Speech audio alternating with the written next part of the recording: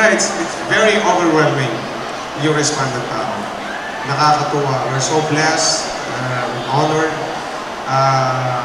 Abot-abot ang aming amazement at saka gulat kami, ganito pala kalakas ang pelikula, ganito pala kauhaw ang tao sa katotohanan na naitago ng napakatagal, 36 years to be exact.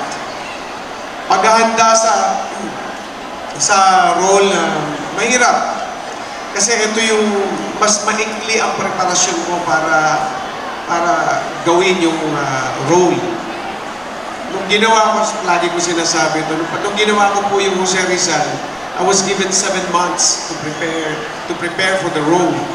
Ito po, wala pang 7 days. Wala nga yatang 4 days eh. Kailan na shooting? Sa isang araw, simula na tayo. Ha? Ganon. Kaya lang, alam niyo po kaya ako tinanggap ito dahil kailan pa ulit kakatok ang oportunidad na ito na para gawin ng isang Cesar Montano ang isang former President Ferdinand Emmanuel Edralin Marcos. Kailan pa? That's why I jump into the character right away. Kinausap ko yung aking makeup artist na paano gagawin natin sa buhok. Baka iba ang maging itsura ng ano. Baka magalit sa atin ng mga loyalists ng ni President.